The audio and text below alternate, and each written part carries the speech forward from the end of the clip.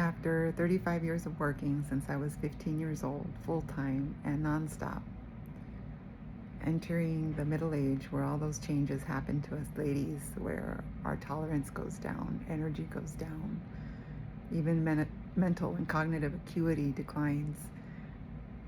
There are some things that just don't become a choice anymore. Many times change comes out of necessity. So I was about 46. I'm now 50 when I started to have very, very, very notable changes in tolerance and so forth, and burnout. At this time, I was sending my firstborn off to college. I was balancing an enormous home. I had another baby 4 years behind her that was going to be going to college. I was getting so exhausted, and if anything, the commitments were only growing and growing, and my husband and I just struggling to find a place to meet in the middle. For years, we had been just drawn apart in different directions with child rearing. And don't get me wrong, we had a lot of great time with the kids, but you know how that goes. It's intense. Child rearing is difficult, and especially when you're a full-time working career mom. So I was about 46 when things started to break down, and my usual mechanisms to compensate weren't working anymore.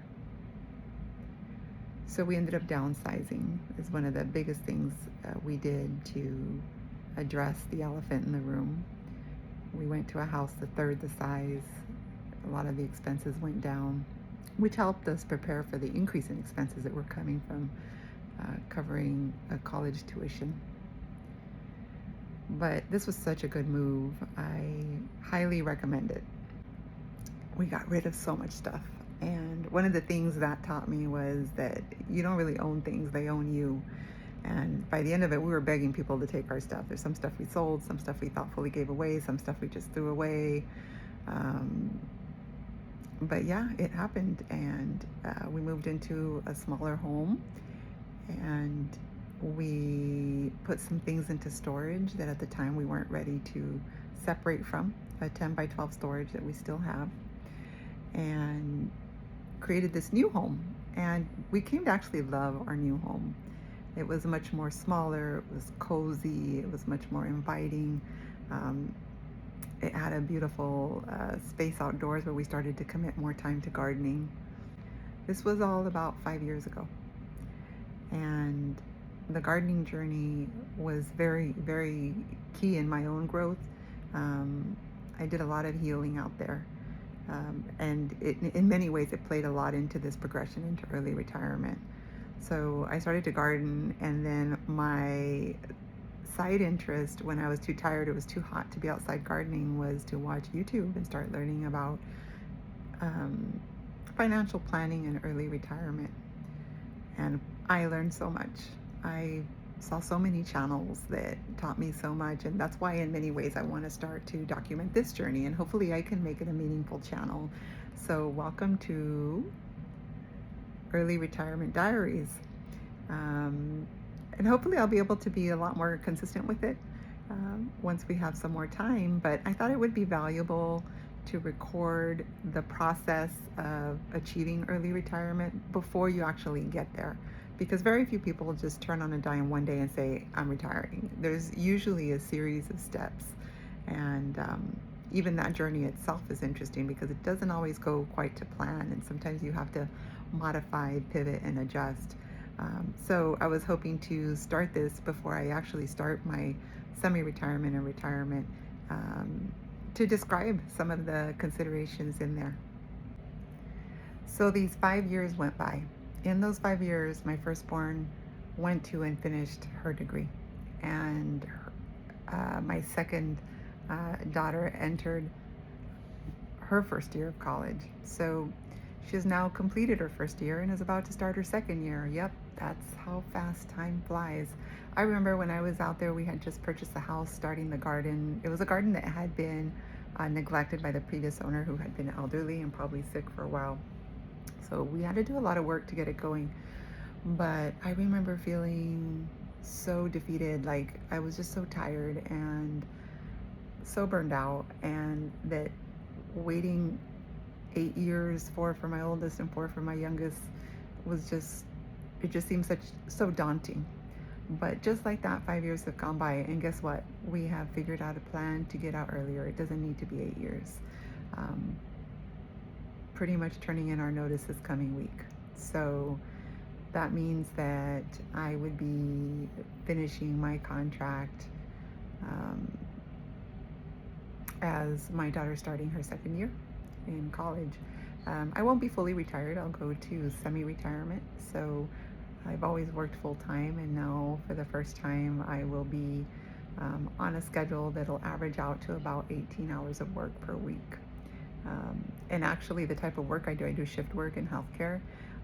I can complete those hours for the month in 1 week of shifts. So I would work a week and then be off 3 weeks. And this will free us in a way that we've never been free. Um, One of the challenges we've had is that as I was dialing down my work, as I was getting tiring out in my career and finding more ways to bring down my contracts and intensity of work, is that my husband had a traditional position with that's PTO hours, and you have to carefully request time and hours, and it was hard to make our different times off coordinate or come together. So many times I would be off and he wouldn't, or I would have a longer period of time I could be off and he couldn't get, the PTO or whatever. So now it's become clear to us that our priority is each other and our retired life and not our jobs. So he will be retiring fully. He is 4 years older than me. My husband will. He's 54 years old and I am 50. So he'll retire fully, and then I'll be in a semi-retirement, working part-time for the next few years, and that'll get us out to when he's about 57 or 58, at which time we can live off of liquid funds to bridge us over to IRA withdrawal age at 59 and a half. So that is the plan. And what are we going to do with all this time off? Well, that's part of what I'll document on this channel. We're really excited. Um, we love to travel and we love to RV. So those two things are going to play into it, and we'll let go of the house. We don't need a house when we're going to be traveling and RVing so much, and not to mention the expense. It's just impossible to keep your dream home, to be gone all the time, going on your dream vacations and on an RV all the time, and basically paying for 3 different forms of lodging, all while having enough time to enjoy all of them. So something has got to give, and that's something I've learned in this journey. So for us, liquidating the house, selling it, is the right answer. And then from there, we'll be living off of month-to-month rentals and or our RV. And our travel is going to include international travel. It's our big dream to travel around the world. And initially, when I'm semi-retired, I'll probably be anchored a little bit closer to the United States, like Mexico, or on this continent. But as I get to full retirement, then part of the plan is full-time worldwide travel. So very, very excited about that. Here is a video I've embedded of our garden that we worked on for 5 years in that first step of downsizing. A lot of the planning for this early retirement took place in this space. I hope you enjoy viewing it and get a little bit more of an understanding of our path to get to where we are today. Have a wonderful day. Goodbye.